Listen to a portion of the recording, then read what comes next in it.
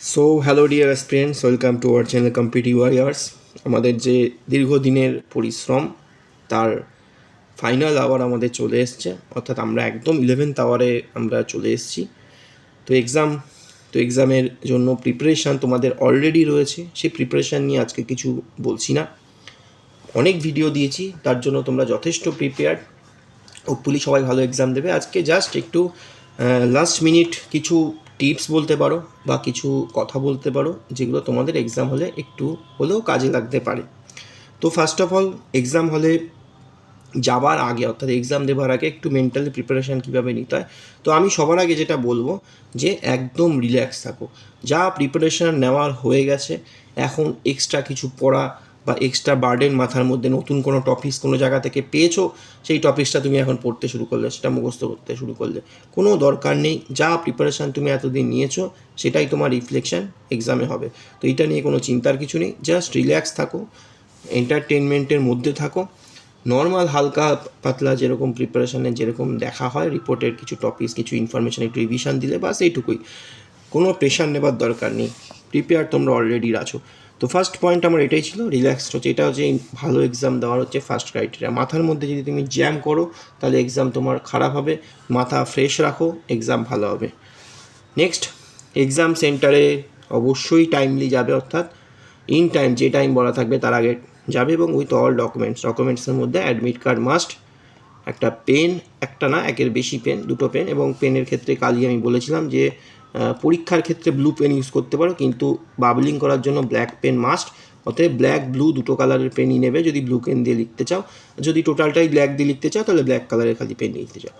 তো pen must, black pen অবশ্যই নেবে, কারণ বাবলিং করতে ওটা অ্যাডমিট কার্ডে মেনশন করা ছিল।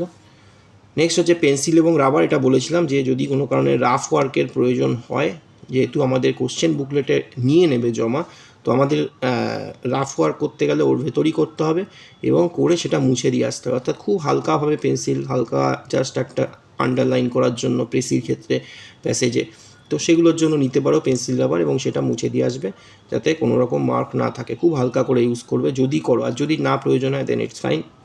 নেক্সট, ফটো, যেটা ইয়েতেও মেনশন করা থাকে অ্যাডমিট কার্ডে, এবং একটা ভ্যালিড আইডি কার্ড। তো এগুলো অবশ্যই ডকুমেন্টস হিসেবে নিয়ে যাবে। নেক্সট, এক্সাম হলে পৌঁছে এক্সাম হলের একটা এনভায়রনমেন্ট থাকে। যারা ফার্স্ট টাইম মেন্স বা এই ধরনের এক্সাম দিচ্ছ, 1 ঘন্টায় 6টা রাইটিংয়ের এক্সাম, তাদের জন্য হল টেম্পারমেন্ট নেওয়াটা খুব ইম্পর্টেন্ট। যাওয়ার সাথে সাথে একটু ঠান্ডা হবে, আগে হলের এনভায়রনমেন্টটা নেবে। অতিরিক্ত টেনশন নেবার কোনো প্রয়োজন নেই, কারণ অটোমেটিক্যালি পেন যখন তোমার চলা স্টার্ট হয়ে যাবে, অটোমেটিক্যালি এক্সাম ভালো হতে থাকবে। তো কোনো চিন্তার কিছু নেই, জাস্ট হল এনভায়রনমেন্টটাকে একটু তাড়াতাড়ি অ্যাডপ্ট করার চেষ্টা করবে, কারণ টাইম লস যেন কোনোভাবে না হয় এই হল টেম্পারমেন্ট নেওয়ার জন্য। নেক্সট হচ্ছে কোশ্চেন পেপার যখন তুমি পেয়ে যাবে তখন কি করবে। কোশ্চেন পেপার পাওয়ার পরে কোনো রকম টেনশানের কিছু নেই। কোশ্চেন পেপার পেয়ে যখন আমাদের ফাইনাল বেল বাজবে, তখন আমাদের একটা জিনিসই আমরা মাথায় রাখবো যে আমাদের টাইম নষ্ট করা যাবে না।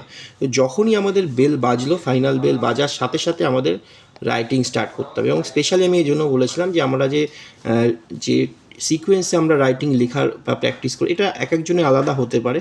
তবে আমি সাজেস্ট দিয়েছিলাম ট্রান্সলেশন দিয়ে শুরু করতে পারো, কারণ এখানে ভাবনা চিন্তা করার জায়গা কম। যা আসবে লাইন বাই লাইন আমাকে সেটা ট্রান্সলেট করতে হবে। তো আমার পড়ার কোনো জায়গা নেই, একদম কোশ্চেন পাওয়ার সাথে সাথে সেই ট্রান্সলেশনটা পুরো পড়বে তারপর লিখবে, কোনো দরকার নেই। যে ট্রান্সলেশন পেয়েছো সাথে সাথে ওই ট্রান্সলেশন করা শুরু করে দাও, অর্থাৎ পেন স্টার্ট করে দাও। কারণ প্রথম দিকে পেন একটু স্লো চলে, হাত একটু স্লো চলে, বিশেষ করে এখন শীতকাল ঠান্ডার সময়, তো হাত স্লো চলে, আস্তে আস্তে স্পিডটা বাড়তে থাকবে। তো ট্রান্সলেশন বেস্ট অপশন হবে, এবং তোমার ট্রান্সলেশনে 5 মিনিটের একটা তুমি টাইম স্প্যান, তোমার টার্গেট, এইভাবেই তুমি প্রিপারেশান নিয়েছো। তো টাইম নিয়ে অত চিন্তার কিছু নেই। তোমরা যদি প্রিপারেশান নিয়ে থাকো ঠিকঠাক, তো টাইম অটোমেটিক্যালি ওই টাইমই তোমার লাগবে, তার বেশি সময় তোমার লাগবে না। 1-2 মিনিট এদিক ওদিক হতে পারে, কিন্তু খুব বেশি সময় তোমার লাগবে না। প্র্যাকটিসে যেভাবে করেছো ওরকমভাবেই তোমার শেষ হবে। তো রাইটিং স্টার্ট করে দাও পরীক্ষার কোশ্চেন পাওয়ার সাথে সাথে, অর্থাৎ ফাইনাল বেল পড়লো, দেন সাথে সাথে রাইটিং স্টার্ট করে দাও, লেখা শুরু করে দাও। লেখাটা শুরু করো, দেন তুমি আস্তে আস্তে ভাবতে থাকো, কিন্তু স্টার্টটা করে দাও যাতে আননেসেসারি 2-3 মিনিট তোমার নষ্ট না হয়ে যায়। নেক্সট হচ্ছে কি, যে কখনো ঘড়ির জন্য বা সময়ের জন্য বারবার ইনভিজিলেটারকে জিজ্ঞেস করার দরকার নেই। হয়তো এক্সাম হলে এরকম সিচুয়েশন হবে, কেউ না কেউ সবসময় কন্টিনিউয়াসলি জিজ্ঞেস করতেই থাকবে, তো ওই দিকে কান দেওয়ার দরকার নেই। বারবার বলছি, তুমি যেভাবে প্রিপারেশান নিয়েছো, যেভাবে মক দিয়েছো, তাতে তোমার টাইমের ম্যানেজমেন্ট অলরেডি তোমার কাছে রয়েছে। তো তুমি জাস্ট এক একটা করে ফেজে তুমি টাইম জিজ্ঞেস করতে পারো, যে ধরো তুমি দুটো ট্রান্সলেশন পরপর লিখেছো, তোমার একবার শুনে নিলে কত মিনিট হয়েছে। তোমার একটা আইডিয়া রয়েছে আমার দুটো ট্রান্সলেশন 10 থেকে 12 মিনিট আমার টার্গেট থাকে, তো তুমি দেখলে তার মধ্যে তুমি করতে পারছো কি না। যদি দেখা গেলো তোমার টাইম একটুখানি বেশি লেগে গেছে, তাহলে তোমাকে টার্গেট রাখতে হবে আমাকে রিপোর্টটা বা পেসিতে কোথাও একটা টাইম শর্ট করে নিতে হবে। তারপর আবার ধরো তুমি রিপোর্ট লিখলে দুটো বা পেসি লিখলে, যেটাই লেখো না কেন, সেখানে গিয়ে তুমি তারপরে আরেকটা ফেজে টাইমটা জিজ্ঞেস করে নিলে, যে একটা আইডিয়া হয়ে গেলো তাহলে আমার কাছে আর দুটো রাইটিং বাকি আছে, আমার কাছে সময় আছে সাপোজ 20 মিনিট, তাহলে 20 মিনিটে আমাকে দুটো রাইটিং লিখতে হবে। তো এইভাবে টাইমটাকে 2-3টে ফেজে তুমি ওটাকে ক্যাচ করো। যদি ঘড়ির ক্ষেত্রে হয়তো ঘড়ি অ্যালাউ করবে না, আর এক্সাম হলে জেনারেলি ঘড়ি থাকে, যদি না থাকে তাহলে ইনভিজিলেটরকে জিজ্ঞেস করা ছাড়া অপশান নেই। যদি ঘড়ি থাকে তাহলে তো তুমি ঘড়ির সঙ্গে দেখতেই পাচ্ছ, তবে বারবার ঘড়ি দেখার দরকার নেই, আননেসেসারি প্যালপিটেশন আসবে। নেক্সট ওয়ার্ড যে কাউন্টের ব্যাপারটা রিপোর্ট রাইটিংয়ের ক্ষেত্রে, এটা আমি বলেছিলাম যে রিপোর্টের ওয়ার্ড লিমিটটা একটা বড় ফ্যাক্টর, আগের ভিডিওগুলোতে বলেছি। তো একটা কাজ করবে যে ফার্স্টে কী করবে, প্রথম লাইনটা তুমি রিপোর্টে লিখে নিয়ে দেখে নিলে কটা ওয়ার্ড তোমার হচ্ছে, সেই যে কটা ওয়ার্ড হচ্ছে সেই অনুযায়ী তোমার রিপোর্টে যতগুলো ওয়ার্ডের মধ্যে লিখতে দিয়েছে সেই অনুযায়ী তুমি লাইনটা কাউন্ট করে নেবে, যে আমার ধরো প্রথম লাইনে আমার 10টা ওয়ার্ড হয়েছে, তাহলে আমার রিপোর্টে 150 ওয়ার্ড আমাকে দিয়েছে, তাহলে আমি 15টা লাইন লিখতে পারবো। তো সেই অনুযায়ী তুমি ঠিক করে নেবে যে আমার 15তম লাইন অবধি আমার যেতে পারবো, তারপরে আমি একটা বেশি করে একটা লাইন আমি এক্সট্রা লিখতে পারি। তো খুব বেশি রিপোর্ট লেখার আমার জায়গা নেই। তো ওই 15 লাইনের মধ্যেই তোমাকে ভাগ করে দেওয়া, যে প্রথম 2 লাইন আমি ইন্ট্রোডাকশানে দেবো, তারপরে আমি 10 লাইন আমি দেবো টোটাল বডিটাকে, 10 লাইনটাকে আমি দুভাগে ভাগ করে নিলাম, 2 ভাগে বা 3 ভাগে ভাগ করে নিলাম, তারপরে লাস্ট 2 লাইন আমি আবার 2 থেকে 3 লাইন আমি কনক্লুশন দেবো। তো এইভাবে রিপোর্টটাকে ভাগ করে নেবে, তাহলে দেখবে রিপোর্টটা কম্প্যাক্ট হবে, রিপোর্টের যে বাঁধন সেটা ঠিক থাকবে। লাইন কাউন্টটা খুব ইম্পর্টেন্ট, নইলে অনেক সময় একটা পার্ট অনেক বড় হয়ে যায়, বাকি পার্টগুলোর উপর জড়ি থাকে না। নেক্সট হচ্ছে পেসির ক্ষেত্রে বা রিপোর্টের ক্ষেত্রে, রিপোর্টের হেডিং বা পেসির টাইটেলের ক্ষেত্রে দেখা যায় যে অনেকটা সময় নষ্ট হয়ে যায়। সেজন্য এই জায়গাটায় সময় নষ্ট করবে না, মাঝে সময় নষ্ট করার জায়গা নেই। যে ভালো টাইটেল যদি মনে না পড়ে, দেন যা মনে পড়ছে তেমনভাবে লিখে আসো, বা তুমি প্রথম দিকে ফাঁকা রাখতে পারো। তবে আমি সাজেস্ট করবো টাইটেল ফাঁকা রেখে যেও না, কারণ অনেক সময় কি লাস্টে তোমার এক্সামে দেখা গেলো রিপোর্ট রাইটিং লাস্টে বাকি আছে, তুমি ওটা লিখতে লিখতে ফাইনাল বেল পড়ে গেল, তোমার টাইটেলটা বাকিই থেকে গেল, তো ফাঁকাই থেকে গেল। তো টাইটেল গ্যাপ থাকার থেকে তুমি একটা মোটামুটি বা এভারেজ টাইটেল দেওয়া সেটা বেশি বেটার। তুমি টাইটেল যদি গ্যাপ দাও তাহলে কোনো স্কোরই তুমি পাবে না। যদি একটা এভারেজ টাইটেল লেখো তাও তুমি 50% ওই টাইটেলের জন্য যে বরাদ্দ থাকে, ধরো 2 বা 3 নম্বর, সেখানে তুমি 1 বা 1.5 পেয়ে যাবে।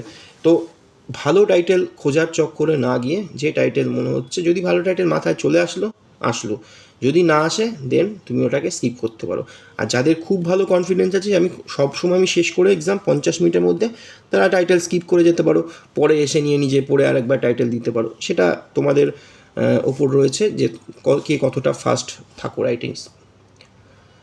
নেক্সট হচ্ছে প্রপার ফরম্যাট এবং 6টা রাইটিং কমপ্লিট করা, যেটা বারবার আমি বলে আসছি, এটা হচ্ছে ফার্স্ট ক্রাইটেরিয়া। 6টা রাইটিং কমপ্লিট করতে হবে এবং প্রপার ফরম্যাটটা মেনটেন করো। তোমার ভেতরে বডি যেমনই হোক না কেন, ফরম্যাট মেনটেন করলেই অটোমেটিক্যালি একটা 30-40% মার্কস তুমি পেয়ে যাবে। তো ফরম্যাটের ক্ষেত্রে রিপোর্টে যেমন হেডলাইন দেবে, একটা হেডলাইনের ক্ষেত্রে ফার্স্ট লেটারগুলো capital, except article, preposition, conjunction, বাকি সমস্ত ওয়ার্ডের ফার্স্ট লেটারটা ক্যাপিটাল দেবে। তারপরে কী হবে, তারপরে হচ্ছে বাই এ স্টাফ রিপোর্টার, একটা বাই লাইন থাকবে, বাই স্টাফ রিপোর্টার লিখলে। তারপরে হচ্ছে প্লেস এবং ডেট। তো ফার্স্টে প্লেস দেবে, প্লেসের ক্ষেত্রে বলেছি যে XYZ দেবে, এবং ডেটের ক্ষেত্রে ফার্স্টে মান দিলে ডিসেম্বর 28 নিয়ে তারপর কোলন দেবে, কোলন দিয়ে কোলন যেখানে শেষ হলো সেখান থেকেই রিপোর্ট স্টার্ট করবে। এইটুকুই ফরম্যাট, একটা হেডিং, একটা বাইলাইন, একটা প্লেস, একটা ডেট।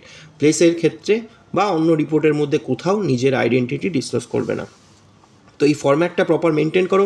প্রেসির ক্ষেত্রেও একই জিনিস, একটা হেডিং দেবে, হেডিংয়ে কোনো আন্ডারলাইন, রিপোর্টেও কোনো হেডিং আন্ডারলাইন করার দরকার নেই, জাস্ট হেডিংটুকুই লিখবে অথবা টাইটেলটুকুই লিখবে, তারপরেই প্রেসি স্টার্ট করে দেবে। প্রেসির লাস্টে গিয়ে একটা ওয়ার্ড কাউন্টটা লিখে দেবে যে 63 ওয়ার্ডস। তো এই হচ্ছে ফরম্যাট। ট্রান্সলেশনে কোনো পার্টিকুলার ফরম্যাট নেই। তো এই রিপোর্ট এবং প্রেসির ফরম্যাটটা মেনটেন করো, কমপ্লিট করেছো 6টা রাইটিং, অটোমেটিক্যালি একটা ভালো স্কোর পেয়ে যাবে। তারপর যার যেরকম কোয়ালিটি সেই অনুযায়ী স্কোর বাড়তে থাকবে। নেক্সট হচ্ছে try to revise at least once. এটা আমি সবাইকে বলি যে রিভিশন দেওয়ার জন্য আমরা যখন মক টেস্টের আমি টাইম ম্যানেজমেন্টের কথা বলেছি তখনও বলেছিলাম যে আমাদের 5 মিনিট রেখে দেবে এক্সট্রা হচ্ছে রিভিশনের জন্য, চেষ্টা করবে রাখার। তাহলে কী হবে, তোমার যে সিলি মিস্টেকগুলো হচ্ছে, যে গ্রামাটিক্যাল মিস্টেকগুলো লেখার সময় তাড়াতাড়ি লেখার সময় হয়, সেগুলো তুমি অনেকটা অ্যাভয়েড করতে পারবে। স্কোর 10 to 15% মার্কস তোমার বেশি পাবে খালি এই রিভিশন দেওয়ার জন্য। রিভিশন দিলেই দেখবে তোমার 4-5টা ভুল বেরিয়েছে, যেগুলো তুমি কারেক্ট করছো, অটোমেটিক্যালি 10 to 15% মার্কস বেড়ে যাচ্ছে। তো রিভিশন দেওয়ার চেষ্টা করবে অ্যাটলিস্ট একবার রিভিশন দেওয়ার, অবশ্যই এক্সামের শেষে, অর্থাৎ টোটালটা কমপ্লিট করবে 50 থেকে 52 মিনিটের মধ্যে, তাহলে তুমি রিভিশন দেওয়ার টাইম পেয়ে যাবে। নেক্সট হচ্ছে don't disclose any identity. Already বলেছি আমি, নিজের আইডেন্টিটি কোনোভাবেই কোনো জায়গায় ডিসক্লোজ করবে না, এতে কিন্তু নাম্বার ডিডাকশান হয়, ইভেন খাতা ক্যান্সেলেশনও হতে পারে। এবং লাস্ট আমার যেটা পয়েন্ট, এটা সবসময় বলি যে যা তোমাদের প্রিপারেশান নিয়েছো সেটারই রিফ্লেকশান তুমি এক্সামের হলে পাবে। কোনো ম্যাজিক কিছু নেই যে ওই দিন গিয়ে তোমার মাথা থেকে একটা বিশাল রাইটিং স্কিল তোমার চলে আসলো, তুমি বিশাল কিছু লিখে বিশাল কিছু স্কোর করবে, এরকম হয় না, কেউ কারোর ক্ষেত্রেই হয় না। অর্থাৎ কোনো ম্যাজিক হবে না, যার যা প্রিপারেশান, যে হার্ডওয়ার্ক তোমরা এতদিন ধরে দিয়েছো তারই রিফ্লেকশান পাবে। অতএব টেনশান নেবার কোনো ব্যাপার নেই, যে যেমন প্রিপারেশান নিয়েছো সে তেমনই স্কোর করবে। অতএব তোমার কাজ হচ্ছে যেমন প্রিপারেশান নিয়েছো সেই প্রিপারেশানের 100%টা দিয়ে আসা, তোমার 100% দিয়ে আসাটাই তোমার কাজ। বাকি ক্ষেত্রে কেমন নাম্বার দেবে না দেবে সেটা আমরা পরে অ্যানালাইসিস করব। তো তোমার কাজ হচ্ছে 100% দেওয়া, আর যে সমস্ত ভিডিওতে এতদিন যা যা আমি টিপস বলেছি সেগুলোকে মাথায় রেখে যদি এক্সাম দাও, আশা করি তোমাদের এক্সাম ভালো হবে। তো সবাইকে বেস্ট উইশেস এক্সামের জন্য। এক্সামের পরে নিশ্চয়ই আমি এই নিয়ে কথা বলবো, কোশ্চেনের অ্যানালাইসিস করব, কাট অফ নিয়ে বলবো, সমস্ত কিছু আলোচনা হবে। তো আগে এক্সামটা সবাইকে ভালো করে দাও, খুব ঠান্ডা মাথায় এক্সাম দাও। সবাইকে বেস্ট উইশেস, দেখা হবে পরবর্তীতে নেক্সট ভিডিওতে।